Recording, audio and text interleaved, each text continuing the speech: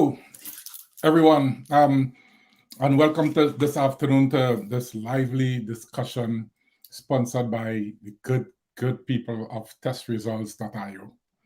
I don't know why, for some strange reason, they decide to trust us. So here goes. Today we have a nice little discussion where you, the audience, will be allowed and be able to ask questions and get them answered right as we speak. Just as we debate about things, you could ask questions and you get them responsive. The topic today is test automation and the use of generative AI.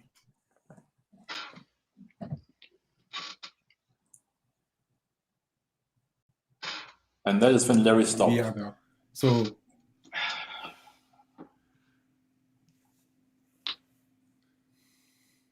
you know where we get to in the next 2 hours coming.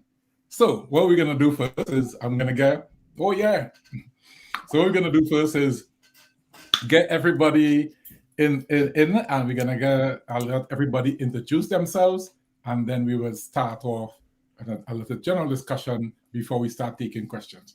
So let me see, according to my screen, I will go left to right on my screen. So first up, Tobias.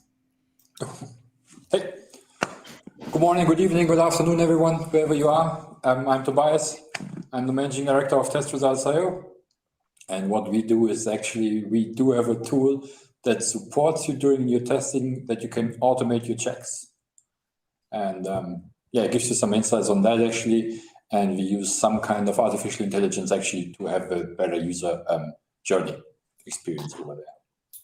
That's it already. All right, thank you for that, Tobias. And next we go to Michael. Hi, I'm Michael Bolton.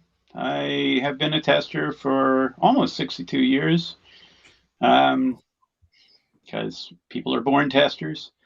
I teach a class and a methodology, rapid software testing, where we acknowledge and honor the use of tools. We use tools every day, all the time. We think that where the action is in the skill set and the mindset of the tester. So we're focused on doing the fastest, least expensive testing we can do that still gets excellent results and completely fulfills the mission, which is finding problems that matter before it's too late. That'll do. Thank you, Michael. Thank you for that, Michael. Next, we have Paul. Hi, I'm Paul Grossmann. I'm known as the Dark Arts Wizard out on Twitter and Threads and every other social media that's out there. Been doing this for about 22 years. I've played around with just about every automation tool and platform that's out there, including testresults.io. And I also host my own little sandbox called Candy Mapper. You can go out there and play with it and try and get your tool to mess around with it and see if it... I have two versions. One's broken, one's fixed. And you can see if you can find issues in it. I also like to speak at conferences and show off. I'm usually the guy who comes in with a little bit of PowerPoint and a lot of big live demos. And that's kind of what makes me different out of the whole thing. And, I'm happy to have been invited to this and bring on the questions. I'm more than happy to see what I can get out there for you. Okay, and now to me, the host. Yeah, I'm Larry Goddard, and I'm the creator of klassi-js. It's a test automation framework using WebDriver IO under the hood. Outside of that, I do a lot of this, what we're doing now, a lot of test talks, and I mentor people for some strange reason, but yes, I do. I mentor people in leadership and career advice plus tech. And for today, so that's it about me in a nutshell. And today, what we want to do is I want to start off by just grabbing a little insight from each of our panelists on what is their view on the term generative AI. When they hear it, what does it mean to them? As a not getting into what it could do, what it can do, just from your perspective. What does generative AI mean to you? Anybody? Yeah, let's start. I mean, generative AI to me actually is a marketing term. And that is, I can also tell you why, because in the end, artificial intelligence is a subpart of computer science if you study at the university. So there is nothing that is called generative AI. It's like machine learning, deep learning, all of that stuff is part of artificial intelligence. So generative artificial intelligence is just a made-up term for marketing reasons. That's it. That is my 2 cents.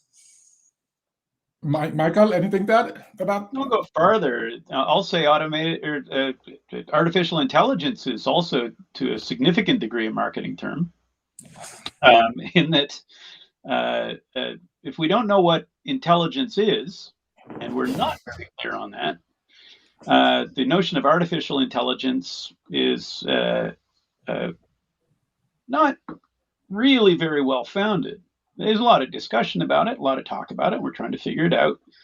But generative AI, when somebody mentions that, of course, one of the things I think about is ChatGPT. Now, my colleague James Bach and I have been doing some disciplined testing of ChatGPT over the last couple of weeks, which we'll get into more later, I imagine. But what it is effectively is a generator of bullshit. Now, bullshit is defined by Harry Frankfurt. I'm not going to get this exactly right, but saying stuff with a reckless disregard for the truth. And ChatGPT does that because it doesn't have a concept of truth. And I think we have lost Michael there for a bit. This is I love streamcasting for this reason. I can hear him on my side. We're good. Yeah, great. So Paul, anything you want to add before we jump around? Michael and I are going to have different views on generative AI. But I think we can actually, I'll look at it at a different point. A lot of people also know that I've got a background in art from an art school, so I look at artistic stuff. And I do see that there's a big divide in the generative AI approach where you're using AI like Wonder to go and create give it some string and it'll sit there and create some sort of wild fantasy pictures with a lot of characters that have that not quite human look to all of them. And most people, well, I don't know if it's most, I think it's like half and half. It hate what gets generated from that. And in fact, we might even talk a little bit about what's going on with Hollywood these days. The generative AI of imaging and deepfakes and having AI create scripts for TV shows and stuff, which I will agree with Michael there at that point. If it's trying to create a script, I'm pretty sure it's probably going to generate some BS on that. But the way I'm looking at it is it's a way to get me halfway to, or even more, 90% of the way to what I need, without sitting there for hours trying to figure out what's the right way or the correct way to do something. I kind of see it as having a mentor on my side that knows quite a bit more about what I'm doing or want to do. So that's my opinion. The generative. Does it? It does. I don't have to sit there and try to come up with a good description of a header for my function that I wrote. I can just sit there and say, paste it at ChatGPT and say, please write the header for this, and it does a fairly good job of it. Which fairly good is my problem. I'll like I said, I'll go 90%. If you can get me 90% of the race, and then I can just run the last 10%, that's fine. I'm cool with that. Get my stuff done faster. I like speed. No, I like that. To add to that, and I mean, I can agree with everything that everybody is saying, but except to one small point. I think for me, besides the whole marketing thing, because that's all it is at the end of the day. You know, AI powered and AI generated is all about marketing and who get the best pitch, make the most money, I guess. But when I hear the term generative AI, what the first thing comes to my mind is, what is it generating and how is it generating it? That's the first thing that's popped into my head. And I played around with ChatGPT like everybody else, and some of the things, I ask it some questions and then rephrase the same question and ask it again, and then ask it a different question, but have some of the keywords from the first question. And one of the things that I realize is that all the responses you will get, about 80% of it will be the same thing. And that is one of the things where it kind of, I wouldn't use the word frightened, but I think that is one of the things that we need to look at when we talk about generative. So from my point of view, I kind of agree with everybody, just in the sense that that word generative bit, is what it is and how it is. And as we go along, we'll talk about it, like I was explaining to the guys just now before we started, about me doing a search in ChatGPT, and a very lovely response came back. So that's just one of the things. So I mean, now let's get into the whole idea of what it is and what this evening is about, and what people intend here. One of the things we want to talk about is generative AI, or let's say the AI implications or the use of ChatGPT and the ethical implications of it. And by that, and that raises immediately, like we said just now, that raises one little question about the whole deepfake thing. If you could ask this, like, I use ChatGPT for the reference. If you could ask ChatGPT, who is Paul Grossmann, and spit out some stuff at me, and I take that to heart and go and publish it somewhere, I might be screwed all over big time. So that is my question here to you guys. In terms of the ethical implications, well, what's your take on that? And throw that to Michael first. Well, the ethical issue there are lots of ethical issues, in fact, with generative AI. One of them is that the producers of text and the producers of art, in the case of the image generators, have a beef, and that is that their work is being appropriated without them being rewarded for it. Somebody, I forget, my wife pointed me to this. My wife is a graphic artist, and I forget the specifics of it, but it was essentially automated plagiarism. So that's an ethical problem right there. A machine is going up and scooping a bunch of stuff off the net, and it's not rewarding the producers of it. So this is plagiarism at enormous scales. That's one thing. But another ethical issue that we got to deal with is that whenever we abdicate our responsibility to machines, the question is, who gets sued? When there's a problem with any kind of, for example, in the case of an autonomous vehicle, supposedly autonomous vehicle, who gets sued when the autonomous vehicle is responsible for a problem? Who has responsibility for what an automated vehicle does? Who has responsibility for what goes out over the web when lies and falsehoods are being generated at enormous scales? Exactly. So AI, James Bach once again referred to AI as automated irresponsibility. Yeah, and that's not far off. No, that is speaking volumes as itself. But and somebody just Larissa to the exact just posted something up here that and to your point, she said the person who uses the AI, quote the robot, they are the person who, and there you go, they are the person who gets sued in the end, who should get sued in charge. But so is the owner of the self-driving car. And I was like, I'm not going to say that. In that in itself is kind of thing when coming to like a self-driving car or something like that. Are you saying that, basically you're saying I am responsible for my robot, bottom line. So if it's my car, then I'm responsible for it and things like that. And, also we have the whole bit about facts checking what comes back to you, and things like that. So I think so Thomas, what's your take on that? This whole thing. I think Paul had a point in the beginning about Hollywood. What you see right there, the strike right now, is like, and that is not plagiarism actually. If you think like generating images out of existing art, but capturing 1 or 2 frames of actors, and then just generating acting people with artificial intelligence. I mean, that is one of the bigger ethical concerns I would have. Is like you're losing the right on yourself.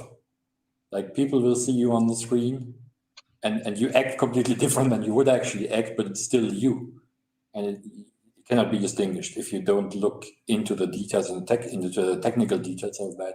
And the same is true for script writers. I just read an essay like yesterday. It was like those that an author never finished a series. Like, he had like five parts of it, but the original series should have 6 parts, and the 6th one was now written by artificial intelligence, naturally based on the input of the previous 5 parts. And yeah, it can learn the style of writing and stuff like that. But who owns that now? So who owns the 6th part of it? Is it the company that uses it to execute the compute stuff? It's just like, there's big potential coming for real ethical problems, besides claiming that, yeah, this teapot that was now generated in Midway is based partially on the teapot I created 20 years ago, and combined with the teapot that somebody else created, and now it's an AI that generated the image. I mean, that is a problem, but I see that the main problem is like if it swaps over to human. If you take humans as an input and actually recreate them dynamically, that becomes a problem. I'm going to jump in here and ask if how many of us have seen episode 1 or of the latest season of Black Mirror? It's called Joan is Awful. I haven't seen it. Okay. Yeah, so I would recommend anyone who's listening to this, go watch that. It is a very self-referential to the exact problem that the writers' strike is going on currently. It basically has a woman whose day is being replayed as a I think they call it Streamberry, but it clearly is Netflix's logo and stuff. And her day is being replayed as an episode at the end of every day, and her life is basically being torn apart. And she's also being played by Salma Hayek, who has just signed off a contract that says you can use my likeness to do whatever you want. I don't want to spoil much more than that, but it's a very great hour of yeah, I got you, Larissa. It's a great hour of entertainment, very self-referencing. In fact, watch the first 2 episodes. One, they actually self-reference to each other, so it's kind of cool. So I won't spoil it for you over there. But yeah, it's great. And I also want to refer to something Andres is mentioning here, saying, so there's a discussion going on our stream here, saying, whose responsibility is it? If you're in the car, it's your responsibility. Even if the car was in auto drive mode and it hits somebody, you're still responsible for that. I'm going to agree with that. But then, Andres brought up a good point. Is like, if you bought a toaster and the thing caught fire and set your house on fire, are you responsible for it, or is it the manufacturer of a bad toaster that does that? Microwave. My apologies. And Andres is like, is it the user's fault? I don't think so, unless the user has been hacking their toaster, or there's AI in the toaster that it's something. Because we know we're going to be George Jetson. We're only 2 years away from the George Jetson's future, where everything is got the same hand. I'll let you guys continue on. Yeah, here's the thing about the toaster, though. With the toaster, you are there to supervise it in some sense. You're there. You have control over it to the degree that you can, among other things, unplug it. You can throw the baking soda on it. You are a responsible person. You've got a fire extinguisher in your kitchen. You are there, and you can make those changes. But when you're in the back seat of a self-driving car that on top of everything else has no steering wheel, what are you going to do at that point? And there's an AI ethicist, a friend of mine used to live in Toronto. Her name is Chris McKillop, and she took a PhD in this stuff in 1993 and has been active in the field ever since then. Her partner Stuart is also an AI researcher and ethicist, and apparently some people did some work on surveying potential purchasers of people who are enthusiastic about the idea of having a self-driving car, and they asked them a really interesting version of the trolley problem. You're in a self-driving car. The car is programmed to avoid hurting other people. The option is it kills somebody in the road or it kills you. Which option are you going to pick in your self-driving car package? And all of a sudden, people's ardor for self-driving cars goes like that when they're faced with this kind of dilemma. Is the car going to kill somebody else, or is it going to kill you? Or bearing in mind that you don't have responsibility or you don't have control over the car in that moment. What's most interesting about that is, for me, two things. One is, when confronted with an actual problem, with the possibility of a problem, people's enthusiasm for certain kinds of things appropriately dampens. That's one thing. The other thing is, we already have self-driving cars. We call them buses. We call them taxis. We call them trains. It's not that we want a self-driving car. We don't want some machine to drive us somewhere. We want to be somewhere. And anything that gets us somewhere is, to my mind, a reasonable way of doing that. So there are consequences associated with all of the applications of technology that we have. It would be well for us to look aside a little bit, stop being dazzled for a moment, and start looking at the longer term implications of these things. And if we pay attention in the world, there are these voices of people who say, there could be a problem here. Those people are testers. Yeah, that's so true, and so that's so true.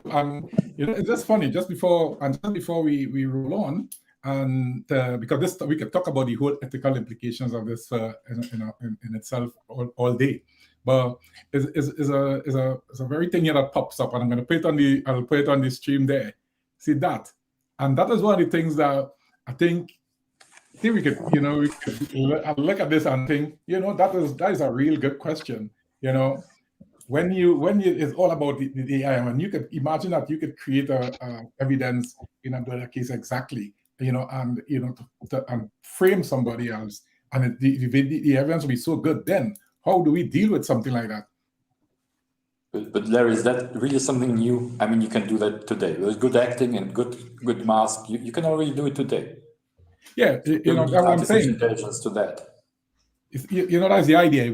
A lot of things that we could do. A lot of the things that could be done now, but is we talking about when it's being used, when it's actually being used. Now it's just people might be playing around and say, "Oh, look, I can make this. Look, I can do that." But it's about when people start actually using it outside in the outside world. Then that's a big issue. But that in itself is a whole different a discussion by itself.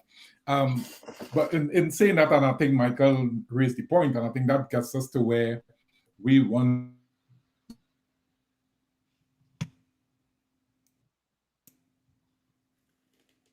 I think we lost. Oh, there we go.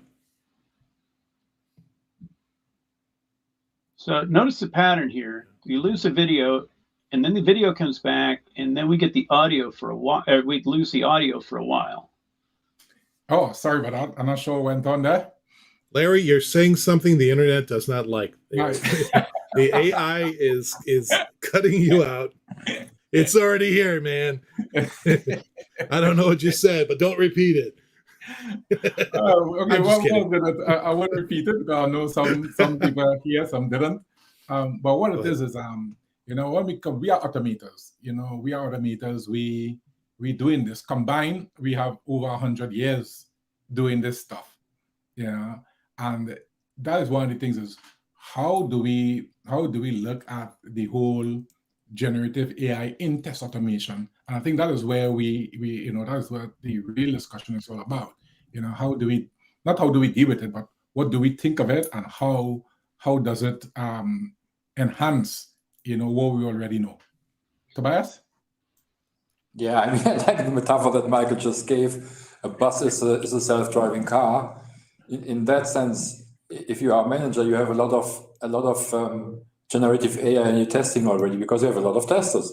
They are already there. So you don't need the A though. That's true. Yeah, but AI, actual intelligence. that is true. Yeah, from that sense, it's there since actually years. Yeah, where do I see generative AI in testing? Honestly, I guess like everybody else, I play around with it, and I also follow Jason Arbon on LinkedIn, and I know that's a no-go for some, but he has some good points, and he's bringing up some good points on like how do you handle ChatGPT or Claude V2, stuff like that, and I also see those different tools that call we use NLP for language translation, and you can generate those test cases automatically. We understand plain English, and plain English is nothing else than a coding language in the end as well. It's just with a different grammar. And what I came up with as a conclusion, and that is what I tested for myself, and what I found works for some of my clients, not all, is like generating complex test data. That is where I really save time in projects. And that is actually where I'm aligned with Michael as well. It's like we should use that stuff as a tool. We shouldn't rely on, and we can still create test data manually like we did previously, and we can use all of the stuff that we used beforehand. But I'm really impressed if I'm going to like Pi or like ChatGPT or Claude V2 and ask those tools, hey, I have the following structure, and that is transactional test data. So there are dependencies in the records, and it needs to be timely precise and stuff like that. This is an example. Generate some new synthetic data based on the rules that you find in this data. And that is where I see it useful right now. Have you tested that? Yes. Have I tested it enough times to have a generic answer and say it will always work? No. But I tested it for specific scenarios for specific customers where we said, okay, how long will it take us to generate the data by hand? And that is a long process because it's usually insurance companies and problem, yeah. Banks. Problem? But who generates data like that by hand? It's not generated by hand, but it is modified by hand, because usually you don't have the data. Again, it's credit card processing data, so that is a lot of different data and a lot of different dependencies. So what they usually do is taking productive data, anonymize them, giving them some cleanup, and also rearrange the orders. And there is some process that actually people are doing in that to generate useful test data out of it. Yeah, okay, but I don't see that as by hand exactly, though. I mean, if you're using machinery to take actual actual data, obfuscate it, anonymize it, right? Get rid of all the PII. That's a very realistic data, and therefore representative of what the product is going to encounter in the real world. And then we could also juice that up with some pathological data that shouldn't get processed, and that too we can use machinery to help us generate. Mm-hmm. And here comes regulatory and says, now you're not allowed to use data from production anymore. So the whole process breaks down. And this is actually where we said, okay, we take the existing test data and generate new synthetic test data out of that. So you've got access to the data, you've got machinery that can reprocess it and make it not real, but representative.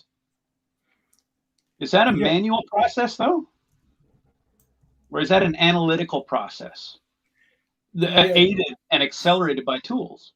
Yeah, it is. It is. It is, Michael. And I was just about to say that it's more of a, a process where it's all about analytics. Because if you just go to any tool and say, give me, I want to create some data and this is the outline, you need to actually tell it what it is. And then we'll say, oh, he wants names, address, and then it'll just generate.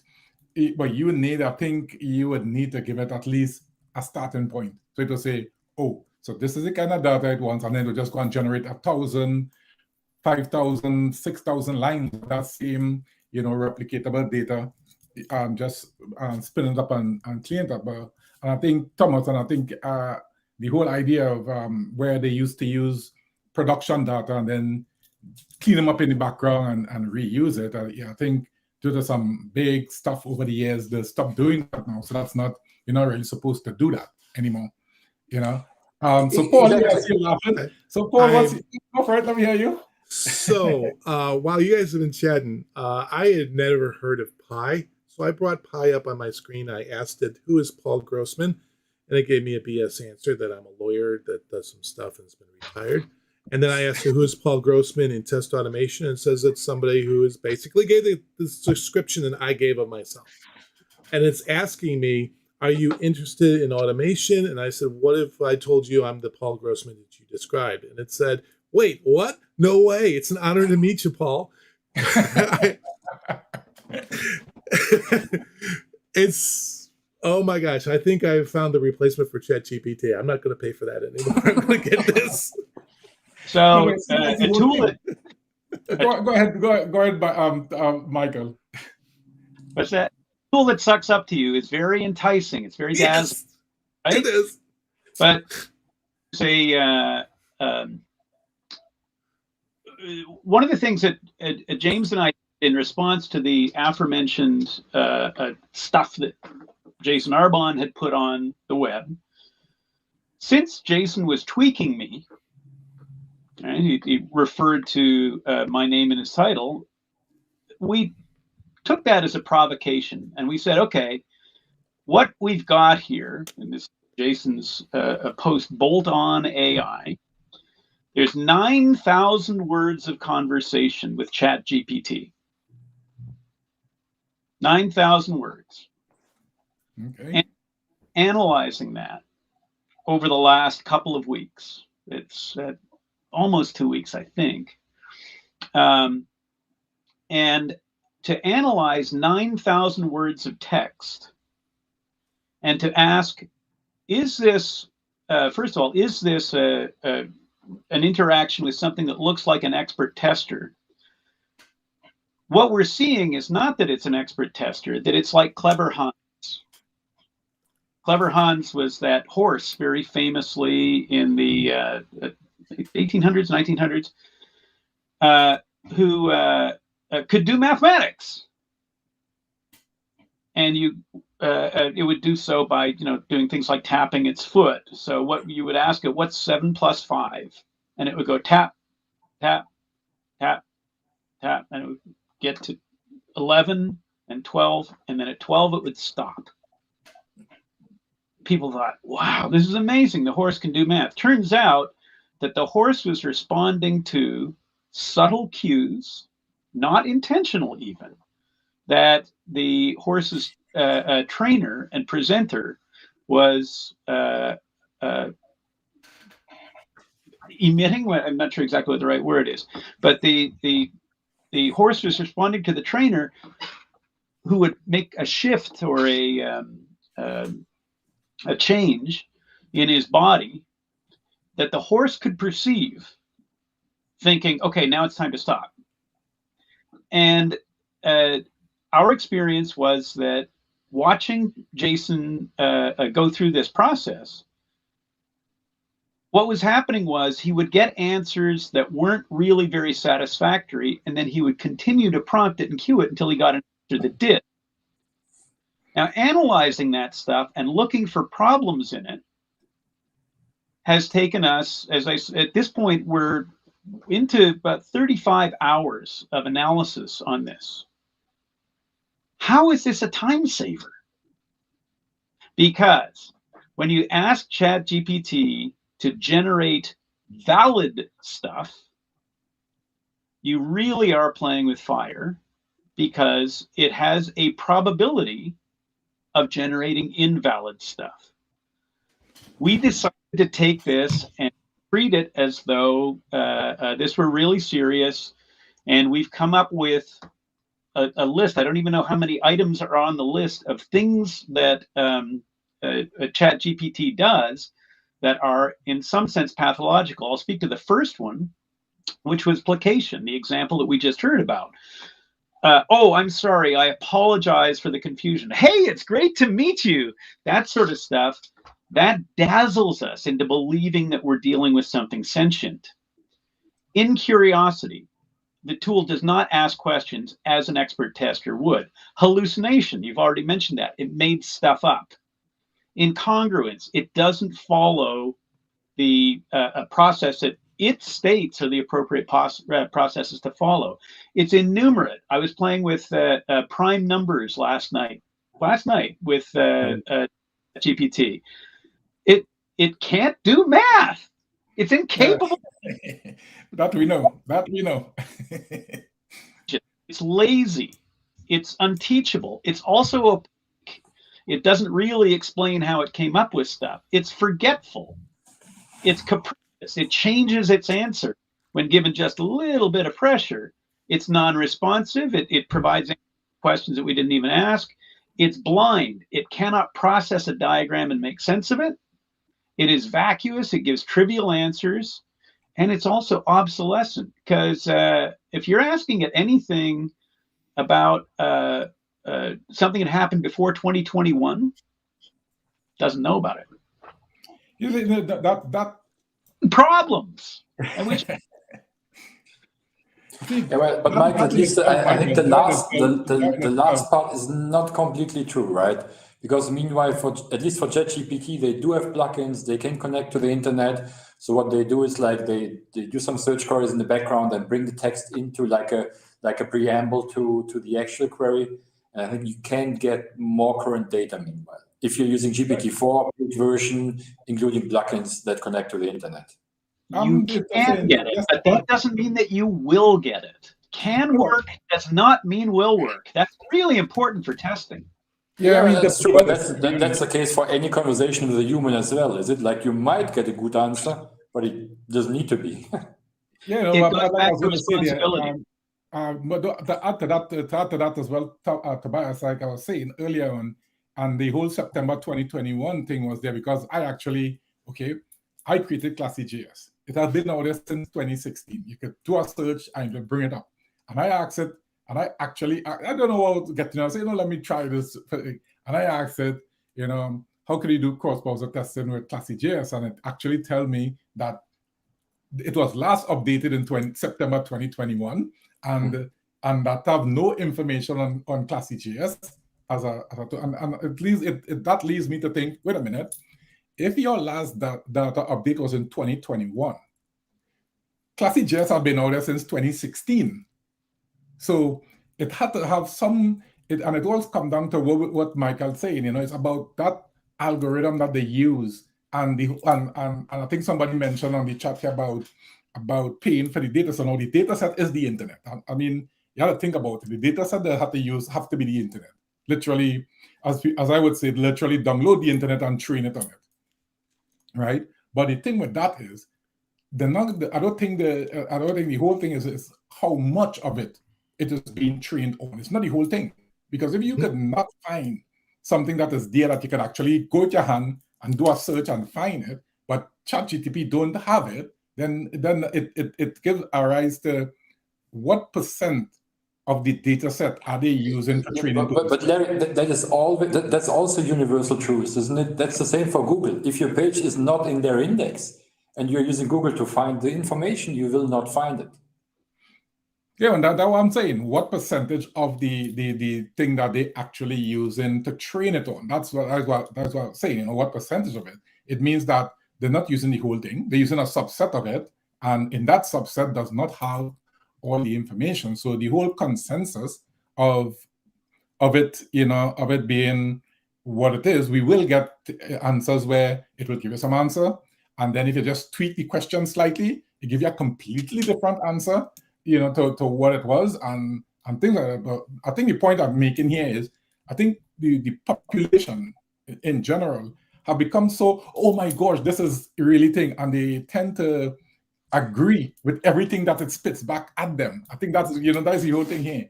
And what we're trying to say is, you need to take everything with a pinch of salt. As we say back in the Caribbean, you need to take all the responses that come back to you from ChatGPT with a pinch of salt. And then you weed out, I mean, nothing wrong with it. I just use it sometimes, ever so often. Ad Huxley use it as well. So, but I think it's about the pinch of salt and about how we as the user interpret what comes back to us and how much of it that we actually going to use. And like Larissa said earlier on, it's about facts checking. It comes back and you fact check. And I think that is the really important part. And if it turns out to be like Michael said, if I need to invest more time into the fact checking than what I saved by using it, I guess it's not a tool that I want to have in my tool belt anymore. So you see, that brings me to my next question for you guys. My next question is really, when you say AI, generative AI that will help us with our test automation. So we build this product, hypothetical product. I just build a store. It has 10,000 items in it. And my store is available across 15 different languages, is in 15 different languages and things like that. Somebody will say, oh yeah, I have an AI-powered test automating tool that could test this for you. And I say, okay, fine. My question here is, how long would it take? And the question is simple: how long would it take for your AI-powered tool to learn my product to test it for itself, if that is possible at all? Tobias, as I have you on the big screen, go for it. Yeah, the interesting question is, and that is something that I always bring up in those discussions. If you hear like we have an AI-powered tool that can test your application automatically, and we have a higher coverage of test cases now and stuff like that, and as long as the tool will not be able to understand the intent of use of the application, it will not be able to actually use the application. That's something that I actually talk about like since the last 3 years. And that is a problem, because you said like, when will your AI tool have learned my application? Yeah, how will it learn my application? Somebody needs to show the tool the application, and that also takes time. And there's one little example on that side actually. How long will it take? And we don't know, but we do know that we still don't have self-driving cars. Buses and trains aside, but we don't have self-driving cars. And on the other side, we know they have more than 3 billion miles already as training data, and they're working on that since like 10 years, 12 years, I don't know. And how long does it take you to get a driving license as a human? Is like 14 hours. So you take 14 hours of driving lessons, and afterwards you can drive more or less safe along the roads. And that gives us some perspective on where we are right now and how long would it take. And a piece of like ERP software or any kind of software actually might be a lot more complex than driving a car in a 3-dimensional space. And that's absolutely true. But I want to add something else, and that is the whole history and the whole evolution of cars is in making them safer and safer and safer. Yeah. And a lot of the work that's being done on self-driving cars, it seems to me, is pointed at the wrong thing. Why, and I'm grateful to Harry Collins for pointing this out to me. Why is it that Silicon Valley and the tech community in general wants to solve, why do we want to solve the whole problem with machinery? Why not use what we can, why not put into our sites what we can use really, really super productively and safely that still keeps people in control? Boeing is one of the best examples of this. Boeing is the philosophy behind the cockpit automation for Boeing airplanes is that the pilot remains in charge. And the record of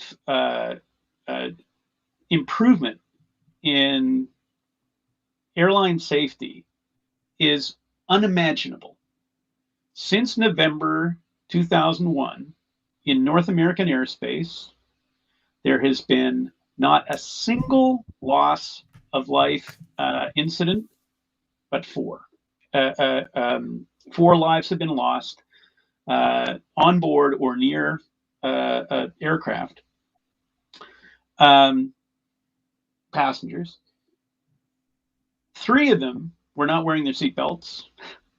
1 of them was sucked out the window during an uncontained engine failure. Now, immediately people will come along and say, well, what about the Boeing 737 MAX 8 incidents elsewhere in the world? Yes, that's a huge story because Boeing lost its way for a while there. Boeing forgot that the pilot has to stay in charge. And through economy and with the absence of training, negligence on Boeing's part, we had these 2 horrible incidents. But it used to be we would have 5 or 10 major plane crashes a year. And we don't anymore. And that's because of the marriage of excellent cockpit automation and incredibly good training, thanks to simulators, in which pilots can be put into very, very dangerous situations over and over and over again without ever leaving a little room in, where is it? Is it in Denver?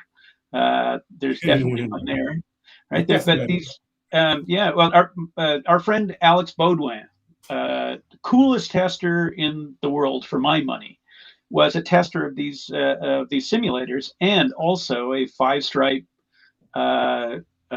pilot of 777s. Interesting. And the airline business has been magnificent about this. The car business, not so much, because they keep trying to solve the entire driving space. But incremental improvements, little by little by little, can make cars immensely safer.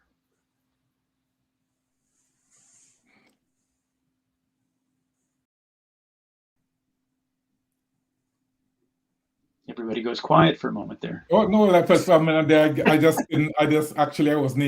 was waiting for the video to come back because I lost you there for a minute. But in saying that, Paul, yeah. I had to throw this at you as well because I know about you and this whole thing. But then how do you, what do you need to add something to this or take away something from it? Or is Tobias and Michael actually knocking the nail on the head with a hammer properly? No, I agree. I agree with Michael. I mean, the number of instances I remember growing up in the 70s, and there was a plane crash at least once a month reported somewhere going on, and it scared the heck out of me as a kid. And now I get on a plane, and it's like, yeah, there's there's 9 zeros chance that I'm gonna was it 9 nines chance I'm gonna get to my destination without any problems, and I agree with that. I think autonomous driving is going to be something that's going to make the world a little bit safer because there's usually the reason we're in a collision for some reason is because we're distracted by something we're not watching all the time. But to have the car automatically looking around 360 degrees and saying, "Oh my gosh, there's a truck coming from that direction over there, from behind that fence that you can't see the truck, but I just caught a glimpse of the reflectors," and apply the brakes automatically for you, or swerve, or do something earlier on before I can react. I'm all for that. It sounds like a nice idea, but it is because I've been in that accident. I've been in that. I'm like, I wish I had a car that saw that truck coming. I'm glad if I had not reacted, if I reacted a quarter second later, I wouldn't be here to talk to you guys about it. You see, that the whole thing is about like Michael saying, it's about incrementation. Do a little bit. Of course, I like to be driving on the road now. I like to drive. I like to change my gears. I like to do it all. But at the same time, these little things, do it little by little. A sensor that states, oh, you just trip across slightly over the white line. Or, or like Paul say, oh, in 10 seconds, you'll see a truck coming around the corner. So you need to all these things, do them smartly and do them in one time. And that is what and if you look at it and you take it away from the whole car scenario, and because that is one of the things too, because we test them all, cars, software, everything. It's all about how much of it we try to put into any one space at any time, any one space at any time. And if we're gonna put it all in one go, think about it like, what's the golden rule in software development? You never deploy on a Friday. You know the rule, you never deploy on a Friday. And I think that is it, because and it happens, and that's what happens. You want to build the piece, you want to build whatever it is, and you want to say, here's my product, push it in live. But if you try to test all that together, then you have a massive testing task on your hand. But if we do it incrementally, as we build it, we test it, by the time we're ready to go live, we have a real strong product with, it'll still have little bugs inside there somewhere, but it wouldn't be as much as if we build the whole thing and then say, Thomas, test that for us, and we need to go live next week. I think that is it,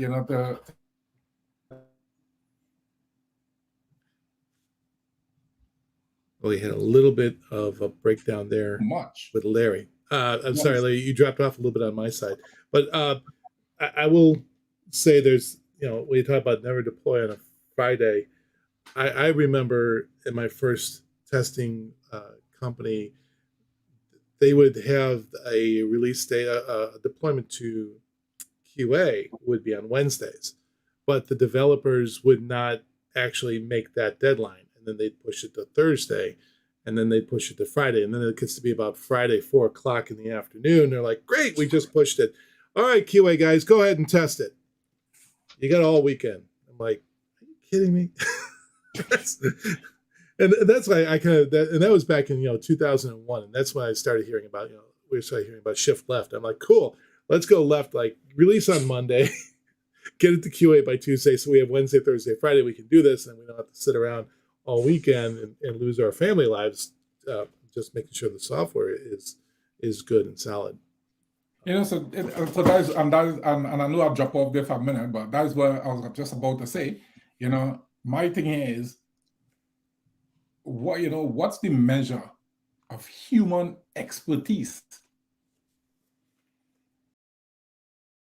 What is the measure of human expertise? Testing environment.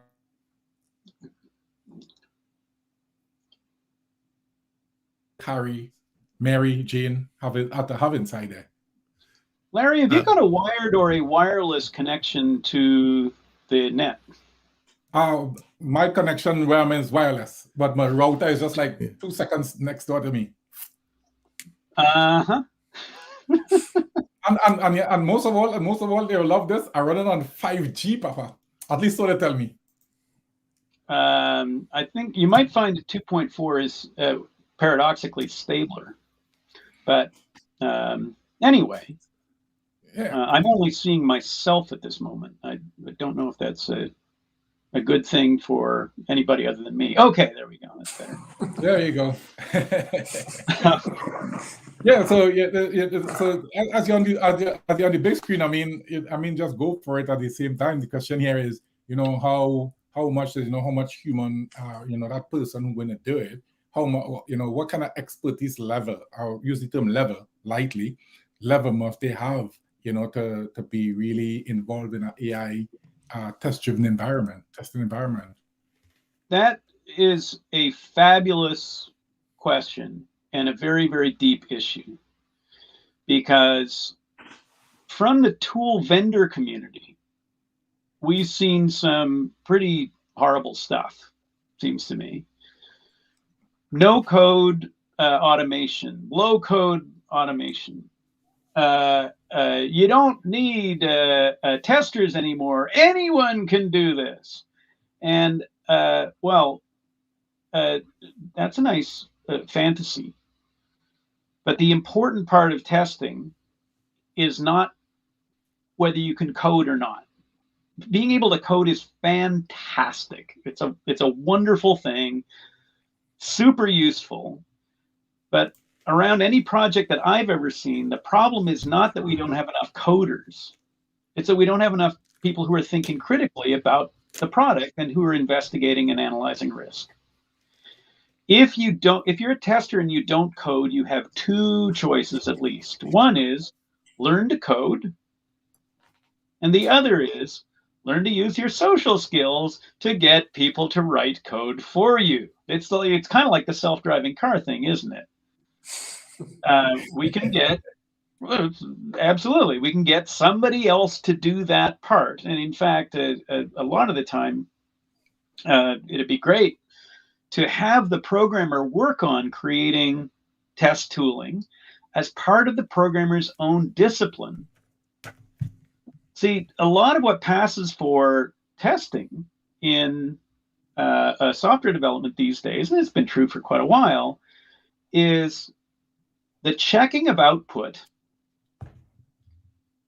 such that if we supply this data to this function, make the function perform, and by function, there's a huge range of scope for that, but we get the function to perform, we observe some output, and we decide, is this the output that we anticipated and that we desired?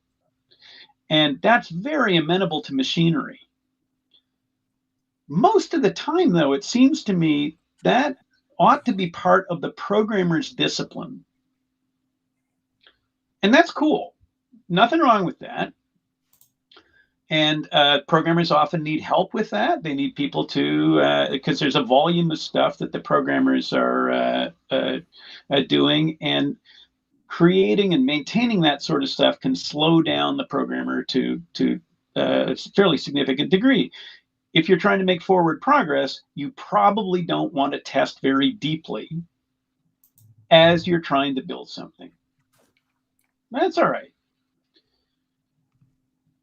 There's a shift, though, at a certain point where we have to determine not just can this product produce this output, but what problems lurk, what issues, what problems might have slipped by even a very highly disciplined development process.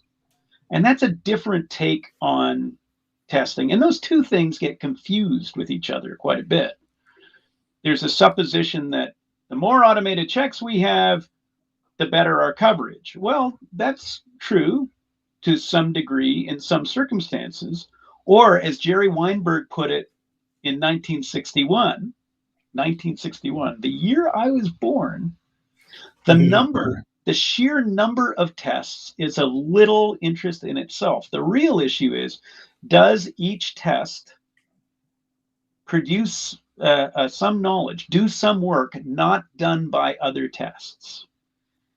And so what we see a lot of the time in automated checking is stuff that includes very little variation, that is a kind of rote and that sort of stuff. And then there's not too much that's terribly wrong with that, except to the degree that it might distract us from looking for those deep, hidden, rare, subtle, intermittent, emergent problems. And that's where I stand on this. Yes, absolutely. Let's use tooling for that first set of stuff, but let's not forget the second. And let's recognize that where there's risk, we've got to do deep, investigative, probing, risk-focused testing, and some testing that isn't based on a known risk in order to discover risks that we weren't even aware of. Yeah, that requires expertise. Yeah, definitely, definitely, and that brings, just to add before I throw it to Paul and Tobias, is that the whole thing about what do you test, and if you have the tests doing the same thing, and one of the things that just jump out of mind as you say that is logging. You have an application, 15 different. You have to 15 different. Well, like I say, you have 4 different types of login for it: a user, as an admin, as as a customer, and then you say as a company, and then. But the thing is, why would I need to write 4 separate tests for that when if person A could log in, everybody else should be able to log in if the data exists, because the login functionality does not change.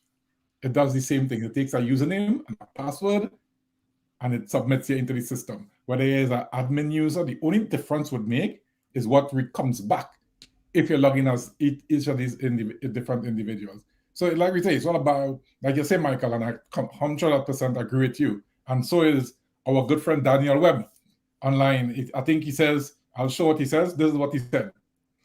He said, I totally agree with you. And one thing that happens is that that's compensating, Yeah, and that is what we actually is actually happening and stuff like that. So, Paul, you wanna have a shot at this? That they're compensating for that.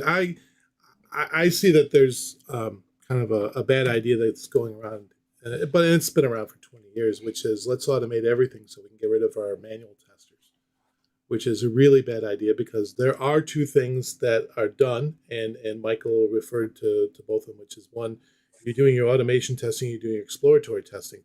The problem is that manual testers are much better at exploratory testing and being creative than your automation scripts that are scripted out. They're just going by whatever the requirements were on that. There may go to the next level, which is going to be really scary, is that, wait, the AI is smart enough to be creative because we already saw it hallucinating. It can come up with these crazy ideas of, all right, let's put Kesha's name, stage name into the site and see if that $sign blows up our database because it went through on there. And trying to find more ways to find creative ways to do cross-site scripting, and we get into security on that. I think there's going to be managers going to say, "Wow, I've got this AI that can do both. We can run the scripts we've got, and it can also create some exploratory testing, so we don't need the manual testers." Then ultimately, you come back and say, "All right, who's left to do the analysis? If something failed, why did it fail? Well, we got rid of all the humans." The AI will tell us what what caused the problem, and that's going to be a really bad rabbit hole. And I kind of warn people about that. I don't see that becoming good. I think it should be a balance between keep your humans who are really much more creative than the AI to do exploratory testing, and keep your automation to get all the more stuff that's out there. And I'm also going to agree with to the point that if you have automated generation of tests, you could create millions of tests, but of what value is that if it's only slightly different from one to another? Yeah, exactly. But there is something else, is that when you were mentioning, Larry, was like, okay, we got 4 different users who are logging in, but each one of those users might get a different view of our application. So we could be logging in as our admin all the time and checking that everything works, but when 99% of our customer base is not admins, they're users, then we might be missing something along the way there. So it's always, keep an eye on it, what credentials we know, make sure we're going the right path to get the right results. The login example is a I wonderful. completely agree. I completely agree with that.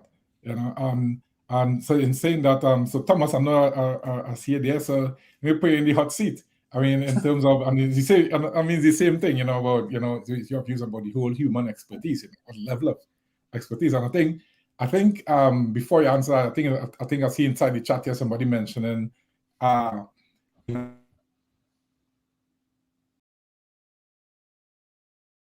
Larry, you're going to have to repeat that because you just dropped out. Sorry, I'm not sure what it was that you saw. He's laughing. We're waiting for your audio. Okay, go ahead. Repeat that. Repeat what you saw. Was a minute ago there was the whole thing about it, and I said before Thomas answered, I was saying that somebody in the chat was talking about qualifications, and in terms of expertise. And one of my arguments with that whole thing is you could be qualified to the truth. Well, you could do all the qualifications that these so-called bodies give you, that makes you qualify you, give you a piece of paper as a test, and then you're not good at it at all. So personally, from my point of view, I don't think the qualifications in that sense have anything to do with the expertise of a tester. Nothing. In saying that, In fact, so what? They're exemplary of bad testing. Right? I'm actually surprised you said that. You dropped out, so I'll let you speak. Tobias, the floor is yours. You go for it. Imagine taking your product and subjecting it to 40 multiple choice questions. Is it ready for release? Yeah, there you go. That's the whole point, isn't it? It only has to pass 26 of those 40 questions. It only has to get 26 of them right. Is your product ready to ship? I don't. Expertise, I have to say, Larry, I really want to applaud you bringing that up. There is a book by a fellow named Harry Collins. I've got a bunch of his books here, like these two, Artificial Intelligence and Tacit and Explicit Knowledge, but he's also got another book called Rethinking Expertise. And the subject of expertise is hugely important because several kinds of expertise.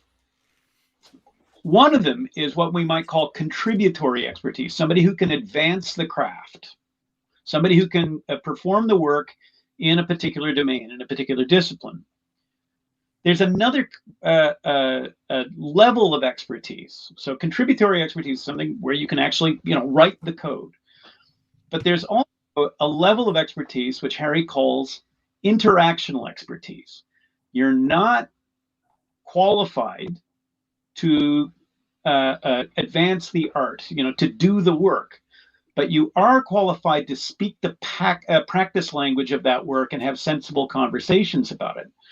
That level of expertise in coding is something that is really good for testers to have, because that allows us to have good conversations with developers, to talk about what's possible and what might not be so possible, to probe and investigate risk, even though a tester might not be capable of writing production code.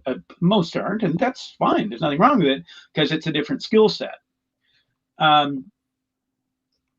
Expertise and calibrating our expertise is really important. Here's why. Because generative AI provides the illusion of expertise. It is an illusion of expertise. It provides the illusion of competence in analyzing stuff, but really what it's doing is it's parroting stuff that it found on the internet. And what we have to realize is that most of what's talked about on the internet in terms of testing is garbage. I mean, most of it really is trash. Most of it is rehashes of stuff that we've seen before thousands and thousands of times, ideas that were bad in the 1990s when they first started getting talked about and got endlessly repeated all the way along. And the volume, remember that a big part of what goes into the training set for things like ChatGPT is stuff that has not been evaluated by experts. It is a sort of a collection of stuff that has been scraped from the net. And let's think about what's going on the internet. What most people are talking about, it's trivial and silly, and that goes for testing, and it goes for every other discipline.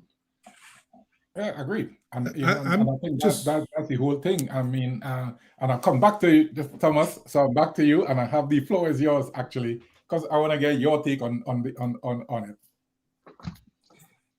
I think it's to what Michael just said, is like Wikipedia is also on the internet, and it's also driven by the public. And I think you can use it for the good and also for the bad. And that's the part, the level of does any information that's provided to me have a level of expertise? Or do I need to have the level of expertise to identify if what I'm reading is garbage or what I'm reading is helping me and giving me new insights? I guess I need to have that level of expertise to understand what I'm reading and making the right assumptions based on that. And that is in general talking about expertise, and also what came up before, and is like testers need to dive into the product and understand the product and dig deep and find those unexpected bugs and you can call it de-risk the product, which I guess is wrong in any sense, because the tester cannot de-risk the product because they cannot change the product. But let's phrase it so that everybody understands that. And the thing is, that's all true. But my reality looks like that. If I want to book a flight, the application crashes. If I want to log in somewhere, I get a prompt that tells me my email is invalid, even though it is my email. So it's for me, the quality in software went down over the last 20 to 25 years. So if you provide a lot of courses and if you try to build up expertise in testers, and I don't name any of those certifications or whatever, but all of those courses that testers can go right now, why do I not see any increase in quality of work, actually, in increased expertise in all of those testers? Why do I see more and more surface bugs that, when you think about it, if anybody would have ever used the application, they would have seen all of those bugs that I'm seeing in my daily life? So apparently, people are blind these days. It's not really about expertise. It's like, how much do I love my job? How much do I live for what I'm doing? It's like, if you talk to Michael about testing and you bring up and say like automated tests, sorry for that, you can actually see like the flame is going up in his eyes, and he will correct you about it can only be automated checks. And that is actually what is needed somewhere in testing. And I don't see that in many people, to be honest. It's like their daily job. They have their test plans. They want to follow their test plans. That's fine. That's easy. Okay, I did that. Passed. I mean, I was in a project for a blood typing instrument, and we had 21 testers there, and they tried to study all of the material, and they talked to the developers, and everything took place, and they created those magnificent test cases. In the end, version 1 came into the labs, and you know what? Nobody ever talked to those lab personnel how they are going to use those analyzers. And naturally, they use it in a completely different way, and those ways were never tested, and yeah, naturally, some of them crashed. So this kind of expertise is like, what kind of expertise do we know? Do we really need? Is it like expertise on how to test? Or is the only expertise on how to test that I really need is, Jesus, talk to the right people before you start testing and try to get an understanding on how the application is being used in the field, and just run it like that. That's I'm the only one. Yeah, I agree. You know, I mean, that's a big agreement here. And like you say, and one thing I want to touch on, as you say, it is, I think today a lot of, despite with all the whole tools coming out, you know, the AI ones and everything else that they have out there, is that a lot of testers now, it's a job. It's about a job. It's not about a passion. Like you say, when you talk to myself or Michael or Paul, for them, you say test. Well, our brain don't start to go like 50 miles an hour, you know, okay, right, yeah, really. But, and you're not seeing that. You're not seeing that bite, as for what a better word now in people. It's just like, I go to work, 9 to 5, I get the job done and I leave, you know, and things like that. So yeah, Michael, yes, I know. So no, I want to. I'm putting my hand up because I saw Paul go for his notebook, and I want to hear from him. Yeah, but I'm not going to I write notes so I can remember what I want to get back to. Yeah.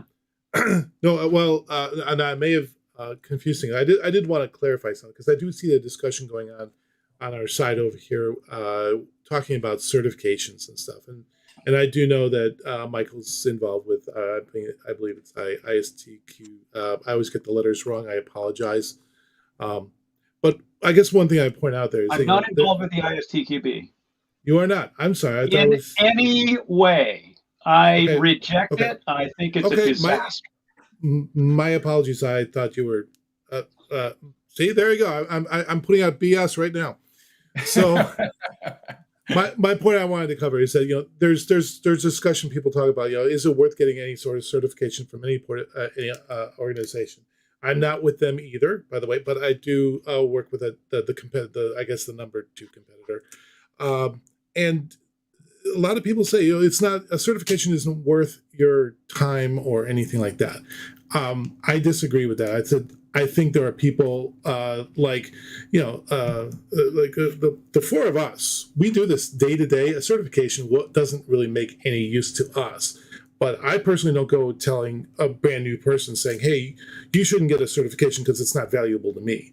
I certainly tell people to go get some sort of knowledge and certification, some sort of training that gives you an understanding about what we're getting into if you're brand new into the field. Wait, are you talking, Paul? Are you talking about certification or are you talking about training? Well, it ends up being both because No.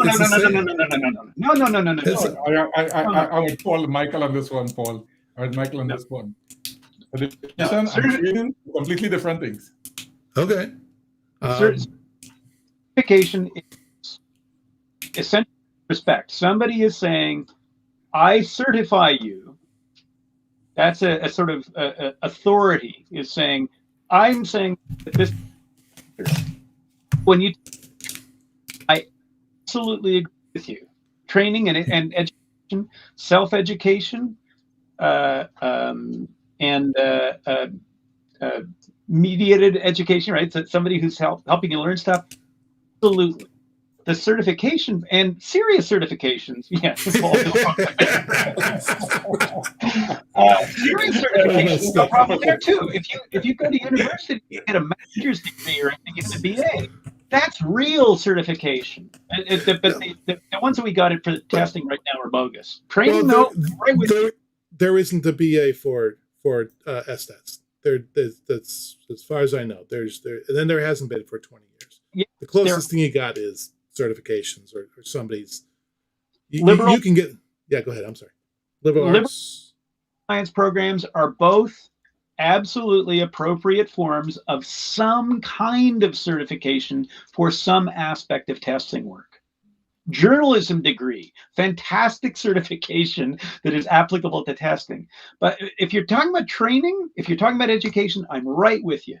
Yep, I'm good. Training, education, all I'm saying perfect. But and I mean we could go on as well on the whole certification against things like that. And to be honest, I the only thing I do, I tell people, a lot of people ask me and I tell them, what, look at, take a look at what a QA is supposed to be, have a look at that, and then, and then decide, and then look at some training courses. I don't say certification, I say look at some training courses. Look at what I have out there. And because certification, especially that one that starts with I, is the worst thing that they have out there. Like somebody said earlier on, can you imagine I build my whole product and I come down to you doing a multiple choice on it. And if you get 60% correct, my product is good to go live. Now I'm really worried. I interrupted Paul again. So, I'm trying not to poke there. But you did also mention earlier, you said, there's stuff out there that's just not evaluated by experts. And my question becomes, okay, who are these experts that should be evaluated, and how much of time do they have available for all of us on the internet to go be evaluating whatever stuff we're seeing? Because I do agree, the internet's got full of a lot of crap. I agree. I'm not going to argue Michael on that. But Paul, since you bring that up, and I think that is one of the things. I put from my point of view, an expert is somebody who spent a considerable amount of time doing it. over a period, and I mean, not like 2 years. We talk about me, you, Tobias, Michael. We in this like 20 plus years. So, and we have been when it was all record and playback stuff. Yeah. Now it's now It's still you there. can generate stuff. You can do the whole AI stuff on it. I mean, we know the whole shebang. So if you come to one of us and you say, look, I want to have a certification. I'm going down that route. I want to have a certification. How do you think I should plan this? And I think if they have that kind of conversation with people or with experts, like Michael said, with experts in the field, then we will have something really solid that people could actually, use. But right now, there's a lot of BS with those certifications that are out there for testing. There's a lot of BS. Yeah, a lot of training and stuff and things like that. But in saying that, and as we on that topic and thing, let's talk about the great topic of coding and manual, because I know people like to separate them. As a manual tester and I'm an automated tester because I can code and I can think. It's a simple question. I think I'll throw this at Tobias first, actually. And yes, I'm kind of used to it because it's one of the questions where you ask yourself, as a QA coming into the field, how much do I need to know in terms of coding and in terms of and in the use of all these so-called AI tooling out there? You said QA already 2 times in a row. Be careful on that, huh?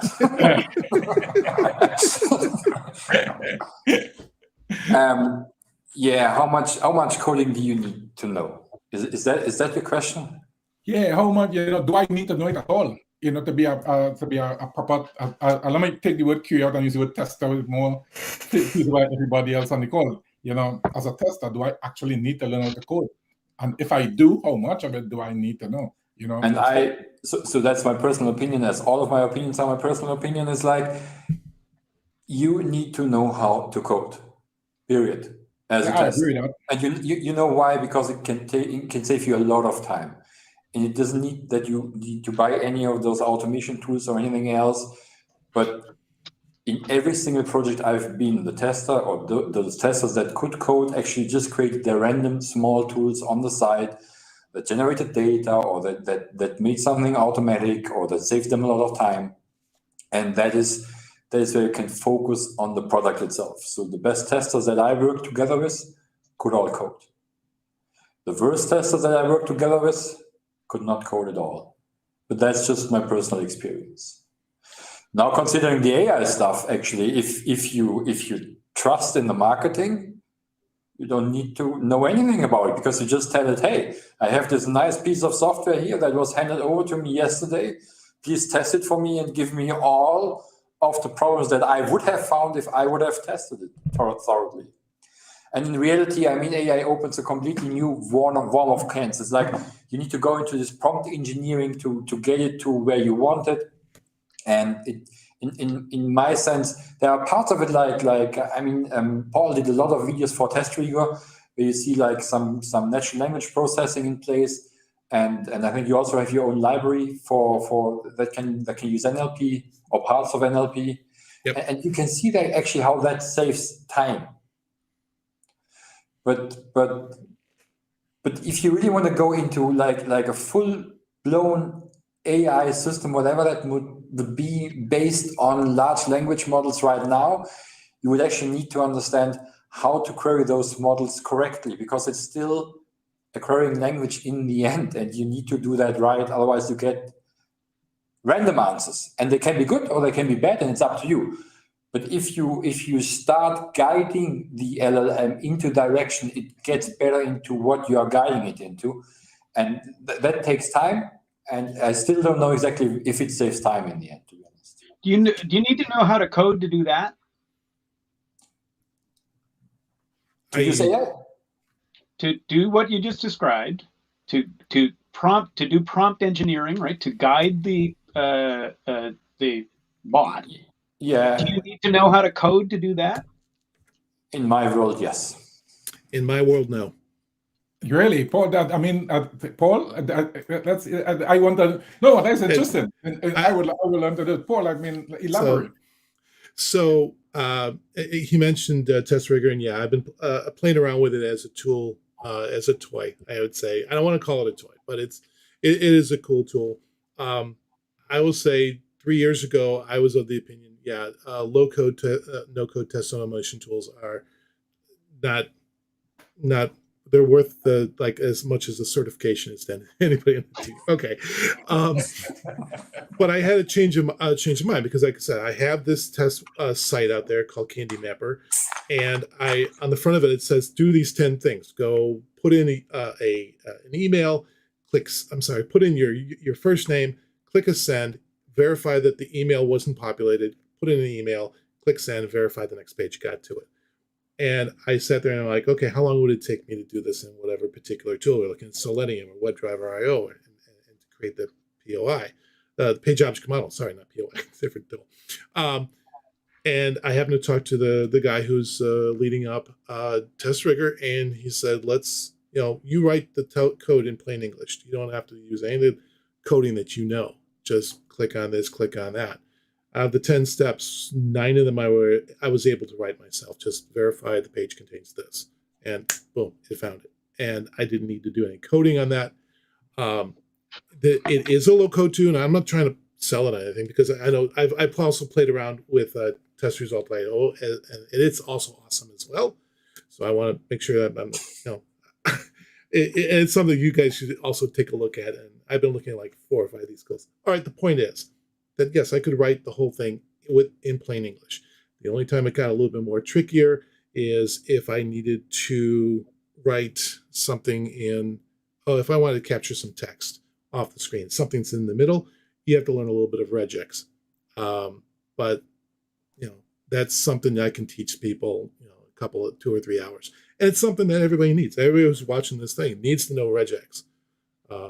If we worked in UFT, QTP, you learned regex as a locator identifier. Today, it's CSS and XPath. You got to know in order to find your elements and know how to write those really well, so that you're not writing a locator that breaks every other time. The cool thing about it is that it's just behind the scenes. I said go find this element, and even if the underlying platform changes, let's say we go from Vue to React or whatever the next flavor thing is, it still finds the text that's on the screen and says, yeah, I found it. Okay, I identified it. As far as I know, it doesn't use AI. It actually just pulls out information out of the screen and goes, yep, I found it. I highlighted it. Now, I'm going to say, us in our level, we're going to say, well, wait a second. How do I know that's the actual text you wanted that was in some sort of area? Maybe it's some button over. You found this button up here, but it's also down here. Did it find that one? And I'm going to say, yeah, that's. I'm trying to read your minds, and I think that's probably what I'm getting because I say the same thing. But it was the point was that it took me 22 minutes to automate that script, and most of it was trying to click the first button, figuring out that one. That was, and that's why I made my website a little trickier. It's just basically clearing a pop-up and telling it, click this object in the upper right-hand corner. But then aside from that, everything else was, I could write it. 22 minutes, I had the test done. Okay, but that's great, Paul. But my question for you is, where's the testing part in that? The testing was validate that the information, when we clicked on the button without having an email populated, it gave us an error message that said you have to put the email in. Okay,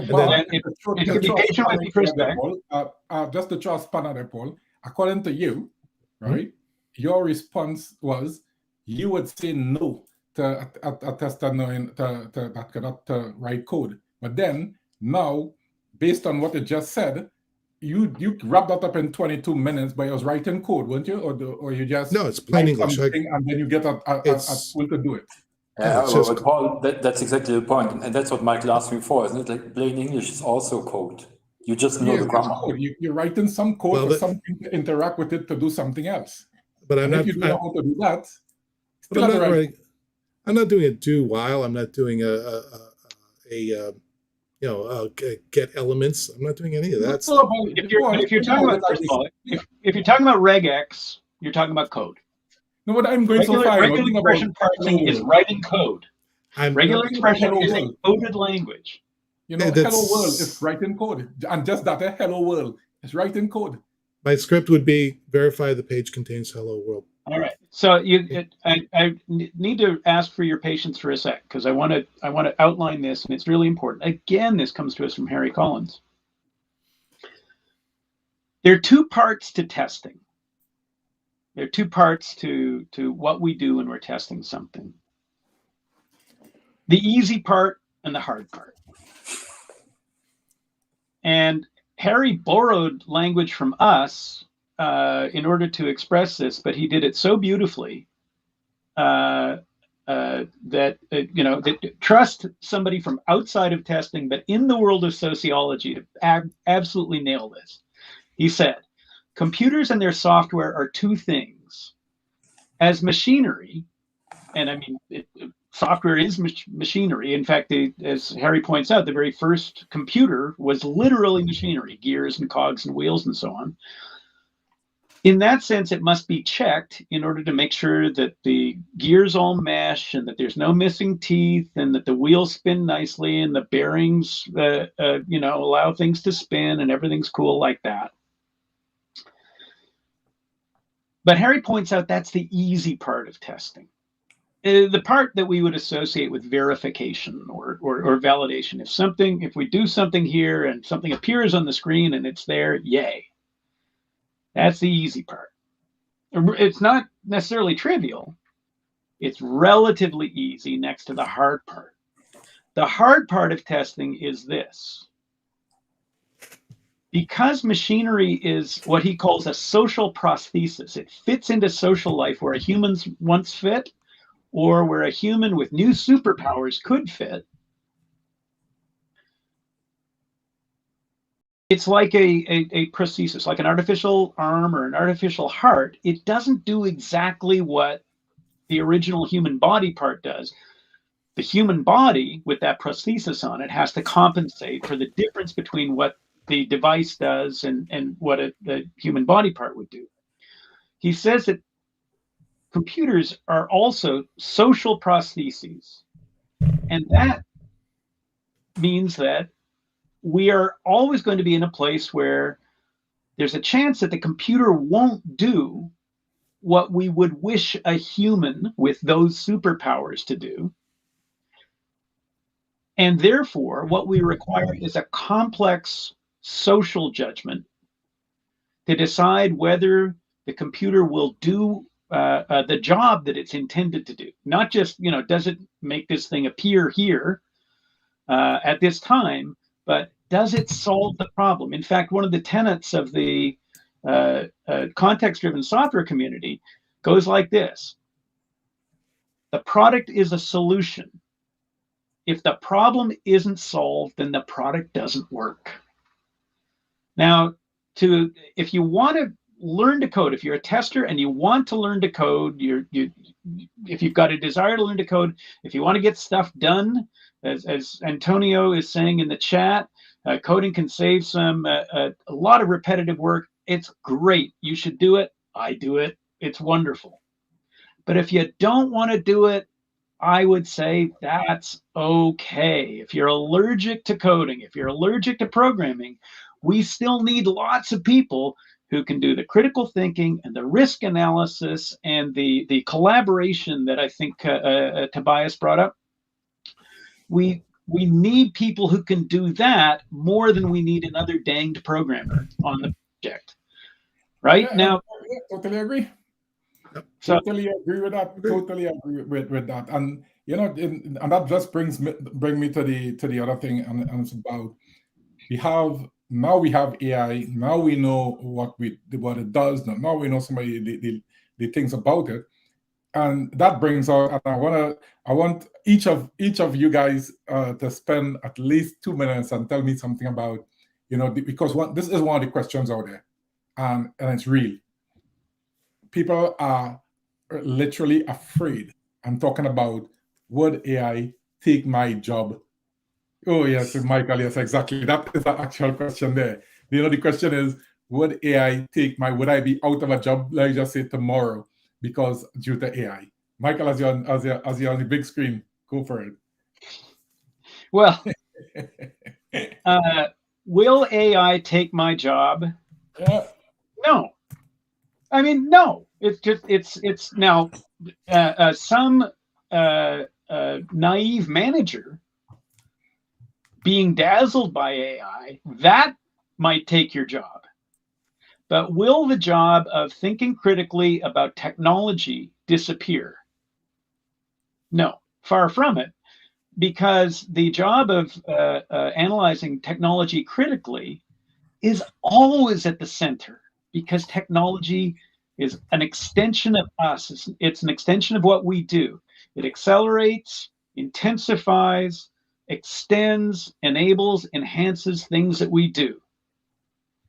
And it always does so imperfectly, in the sense that what the machinery is actually doing is not necessarily aligned with what we want it to do. That's one thing.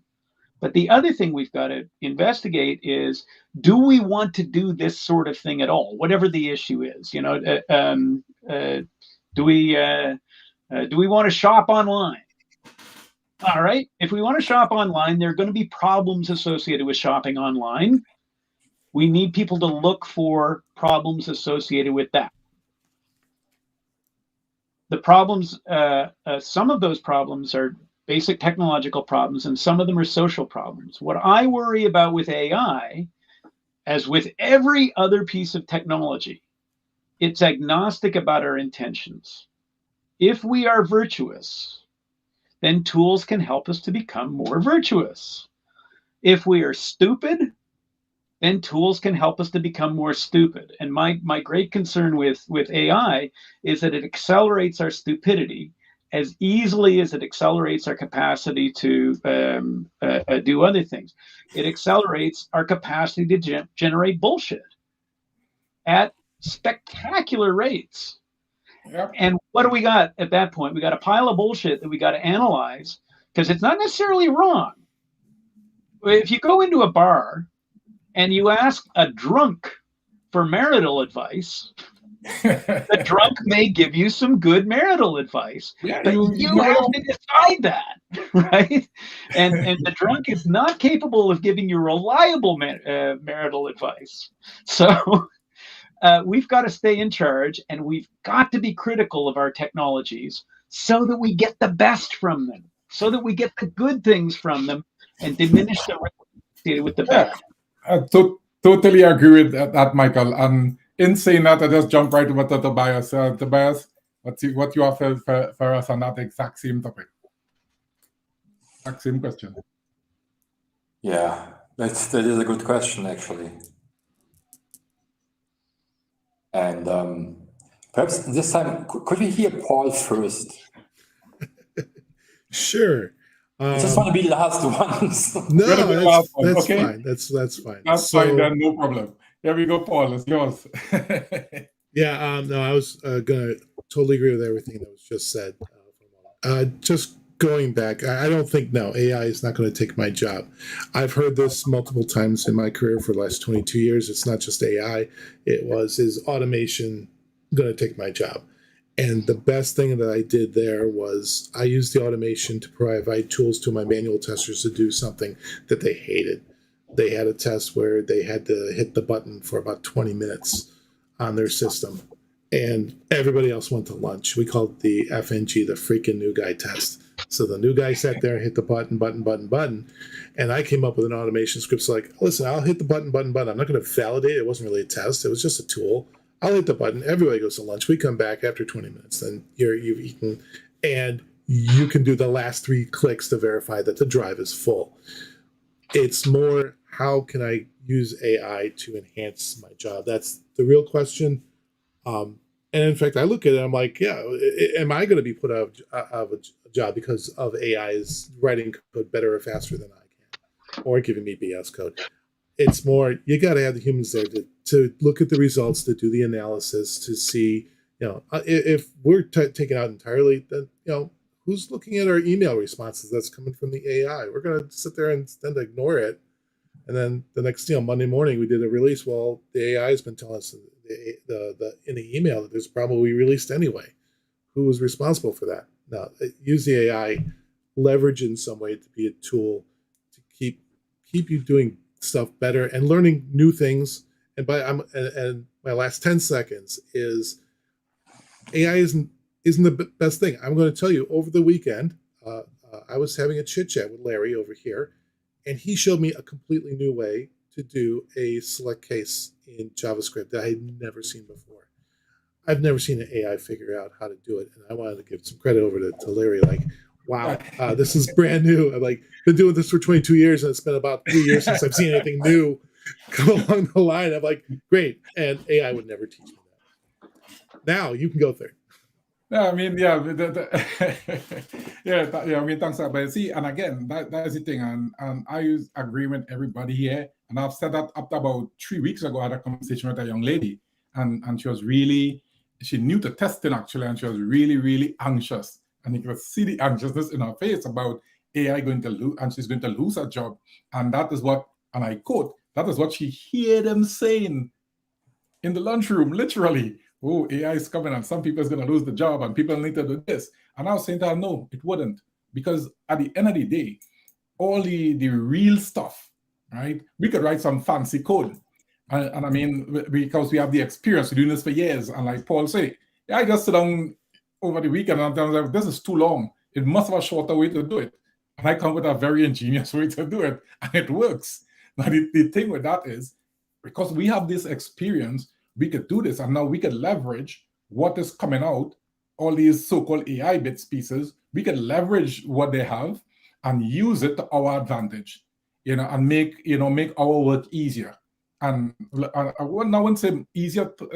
I'll say easier, likely, but to speed up some of the processes that we have, because the whole example of pressing the button, that is real-time consuming. But if I write a little piece of code that could do that in 3 microseconds, it's the same thing, and it's just done faster. So the whole idea is that you're not going to lose your job. You can never lose it.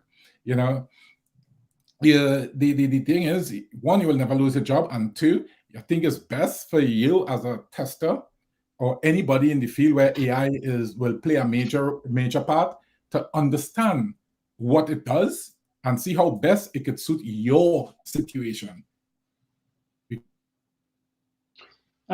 Larry, since you paused, I want to see what I'd like you to push, if you can, or whoever's got the control of it. I'd like you to push what Daniel Webb is saying in the chat. Yes. I think the elephant in the room. Let's put that up there. There you go. Yeah, and it's true. You think that just doing output checking and that is it. The whole debate, and that is exactly what we're saying here. That's exactly what we're saying. AI itself is one thing, but at the end of the day, is testers. We are the testers. We who have to look at it. We have to do the real stuff. We have to analyze what comes back. We have to look and see if what comes back is really what is supposed to happen, as opposed to what is happening, right? And things like that. Yeah, and so in that, I'll just leave it to that and pass it to Thomas. The floor is yours. Tobias, yes. Tobias, sorry. Yeah, I was just waiting if somebody says, yes, actually, we lose our jobs. Because, and you laugh, but I had exactly the same experience as Larry. Like, I gave a training on artificial intelligence in the Malaysia Training Week, and they were afraid of losing their jobs that they just entered because of artificial intelligence. And my answer is always the same: no. I mean, you cannot lose your job if you do something that's useful, but it might change. There might be a transformation that your job changes to, as Michael mentioned, like, it's critical thinking of technology that will never change. So that's fine. There is no transformation. But if you are the one that is writing repetitive code today, there might be a transformation that you will be the one that is writing better code next month, something like that. But you will not lose your job because of artificial intelligence. I mean, there was somebody and I forgot the name, in 1958, when there was the first artificial intelligence hype, who said, like, in 10 years from now, nobody will have to work anymore.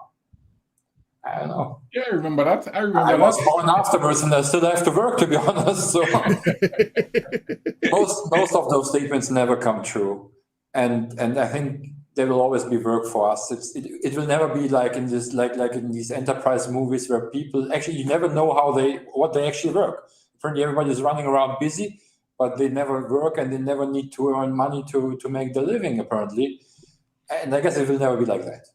So there will always be jobs, and I guess as long as you are keeping up with technology, you are always in work. Like the guy in the coal mine who was actually working there with a shovel, if he learned how a modern bagger works or stuff like that, actually he is still in work. So no, you will not lose your job.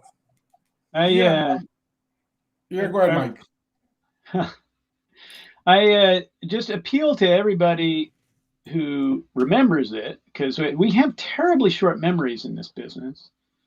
All that talk in 2014 about how by 2024 there wouldn't be any people behind the wheel on the roads. Right? Yeah. Everybody just calm down. There's a wonderful article it's an interview with Rodney Brooks, who worked for, if I remember right, he worked for iRobot for a time, the company that makes the Roomba. He's been an artificial intelligence researcher for years and years, and he said he made a wonderful point about generative AI. It's really, really good at producing an answer that sounds like a good answer. He says it produces an answer that sounds good rather than what the answer should be. Yep. And that is crucial because, again, the volume of stuff that generative AI can produce is makes it very difficult to analyze its output because it takes time to do that. Now, you know, the drunk in the bar providing marital advice, or the gold nugget in the manure. There might be a gold nugget in the manure pile. There might even be some, useful nails. But at a certain point, you have to ask, do you want to slog through the manure pile looking for nails, or do you just want to go down to the hardware store and buy a few? And that is a real issue with the output from AI, and it will always be so because AI doesn't have social competence. It is a pale argument, it seems to me, that says because humans can be wrong and AI can be wrong, therefore AI is as good as humans. It doesn't work that way. That's not an argument that holds together logically. What we should be saying is, what are these things really good at, and how might we use them? So here's a few ways that I've used AI productively in the last little while. Kind of like the drunk at the bar, to go get those little bits of inspiration that I might get just from a different perspective on something. If I am struggling to find a word for something, sometimes I can go to ChatGPT and say, can you give me a word that covers this? And then actually comes out with an occasionally good suggestion. If I want a new test idea, sometimes I go out and I ask ChatGPT to do something, and then I look at how wrong it is. And that helps, right? When I'm going in there with the intent of looking at something that I know is going to be wrong, what can I learn from that? And here's my favorite thing so far. It occurs to me that as a teaching tool, ChatGPT could be fantastic. Here's your assignment. Here's a little spec for you to evaluate. I'm saying this to a student now. Here's a spec for you to evaluate. Feed this spec into ChatGPT, and then tell me all the different ways in which it's both right or wrong, right? Give me all the different possibilities for the ways in which it could be wrong. As an analytical tool, or as something to generate stuff for analysis, I think it could be really interesting that way, because as I say, James and I created this list of pathologies in ChatGPT that are fantastic if we apply them to testers too. When a tester is incurious, when a tester is innumerate, when a tester is negligent, when a tester is opaque, we can use the kind of ideas that we've got from interacting with ChatGPT to say, boy, that's a way that ChatGPT is really bad, and that's a way a tester could be bad too. So let's learn from that experience. Yeah, exactly. You know, and that's something that we all need to pay attention to. And I mean, I'm saying we all, because you have the old ones like us, and yes, guys are calling you all old. I don't know, is that level? Yeah. So yeah. Tobias, I know, yeah. I realized, yeah. So you're hiding it. Yeah, I mean, we have a lot of years behind us, and I think one of the things we want to do is to let people understand that, one, you're not going to lose your job. And I got to tell Paul yesterday, because me and Paul just collaborate a lot these days. One of the things I tell people that this whole thing about AI and you losing your job, and the other thing is I have to mention it, is this self-driving cars. It's not going to happen in my lifetime, my children's lifetime, no, my children lifetime. It will be all this shebang, all working and because at the end of the day, you have to, even we taking AI and we want to test a product, what a manual tester would do, and I mean manual as in a human, what a human tester will do, it will take an AI months to learn that, months, or maybe even years. But the manual person will go in and say, sit with Michael, because Michael writing the code, and we sit together and I say, yeah, okay, right, yeah, and I could test that, get ready for production, and by that time, the time I take to do it, an AI tool wouldn't even get that far in doing where it could leave it on its own to run. And I think that's something that, we need to stress on the people. Now, we have about 9 minutes before we wrap up. So what I'm going to do is this. Yeah, hold on. Just all I'm going to do is this. Yeah, we're going to do this. AI is not, I just emphasize this. AI is not going to take your job. Yeah, definitely. Learn how to describe your job and how to perform your job, then a manager is going to take your job, because the manager not achieve appropriately what you actually do as a tester. As testers, if you don't want AI to take your job, you've got to learn to talk about your work, and you've got to learn to perform your work in a way that its value is manifest. So there is a risk that people will lose their jobs because of AI, but it won't be because of the AI itself. That's correct. It'll be because of what people perceive wrongly that AI can do that humans can't. That is a risk, and testers need to address that risk. We've got to get good at talking about what we do, and of course, we've got to be good at it too, which is the easiest way to get good at talking. Totally agree. So that's what we're gonna do now, guys. Is I want you guys each to leave a piece of pattern knowledge for the audience. So we'll do this. Paul, I'll give you the honor to go first. What do you have, wrap up in this whole topic that you want to? I'll give you 2 minutes, literally 2 minutes. All right, 2 minutes. I think the one thing we didn't talk about was actually got introduced at the beginning, like who's going to be sued with an automated car hits a person. But one of the things I'm very concerned about with AI is when we're taking our bits and pieces of code and throwing it at AI and asking it, can you optimize this? Can you give me a header?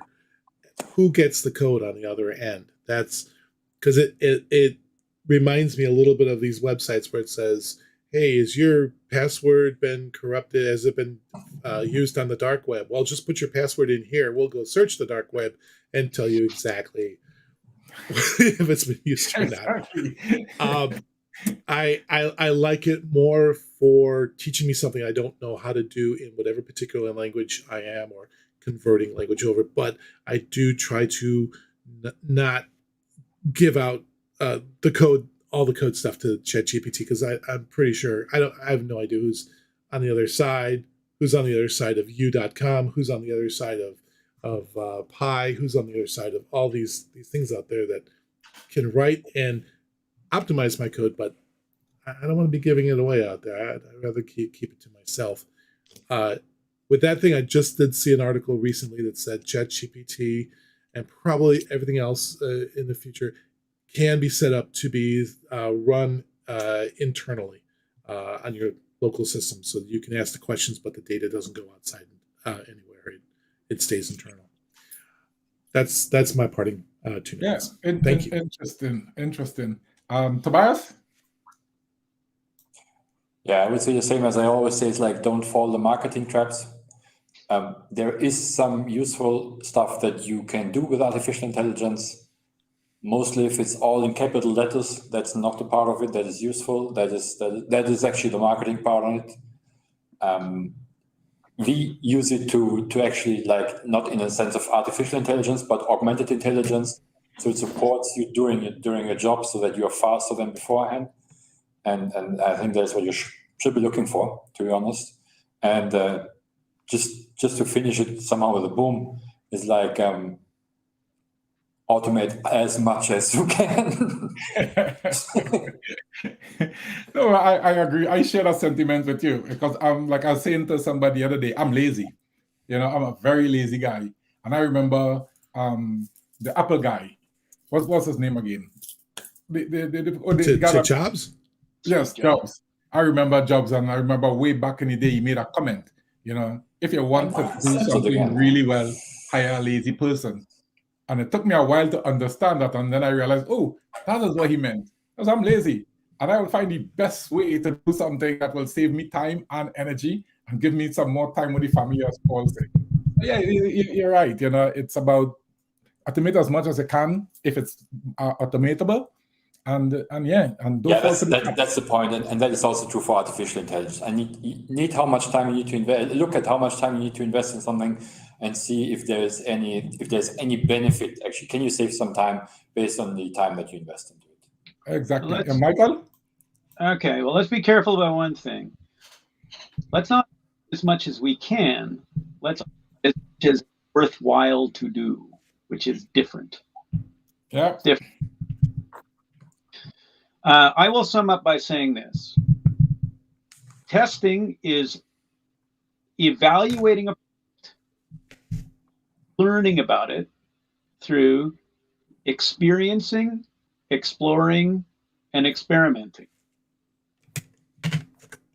There's a whole bunch of things that: modeling the product, studying it, generating ideas about it, expanding ideas, refining ideas that we've expanded on, overproducing ideas, abandoning ideas, collaborating with other people, analyzing risk, thinking critically about the product, map making, navigating, all these things. Automation of any kind, including artificial intelligence, can do precisely none of these things. When we talk about machine learning, we've got to remember that the learning part of that is a metaphor. So is artificial intelligence part of it. That's a metaphor. It's a way of describing things, and when we use that in an unhelpful way, it is, as Tobias says, marketing. But that's not to say that any of this stuff is useless. But what we do have to be careful of is we have to understand its extents and its limitations. Here's what I urge people to do. We put out a bulletin on this yesterday, a call for people to help us out. We want to do serious testing of ChatGPT, testing like real people would do, performing actual experiments on it and looking for problems in it. Because here's the thing. Testing should not be motivated by verification and validation. Those are fine things to do. It's okay. But the motivation for testing has to be to find problems that matter before it's too late. Yep. Before it causes damage or loss or bad feelings or loss of business, especially if we're working for businesses. But the motivation behind testing has to be a focus on looking for trouble. That's what we got I totally agree. to just as much as we have to do with anything else. Agreed. All right, great. And on that note, I want to thank all you guys, Tobias, Michael, and Paul, and for doing this and getting us out there and having this lovely conversation. And there's so much more to talk about, and I think some other time somewhere we can do Larry, this. Just stay to it. Larry, I think we should give a shout out to the people who have been putting it on the stream. Yeah, just exactly. And I'm going to say and thank you to all the people that was online and sharing their thoughts and sharing the thoughts and bringing up and making the discussion a really good one. And also thank you to Test Result IO for sponsoring us, to giving us the time and the platforms to do this. And and so looking forward maybe to the other one. So on that note, this is Larry Goddard. I'd like to say creator of klassi-js, and Paul just tell me write out some cool code. Yeah, there you go. Thank you, Paul. Yes, you are. And it was lovely meeting you. It was lovely having this chat. And until next time, and to everybody out there, good night, good afternoon, and good morning, depending on what part of the world you are. And it was lovely having you. Thank you, everyone. Thank you. Cheers. Bye. Thank you all. Cheers.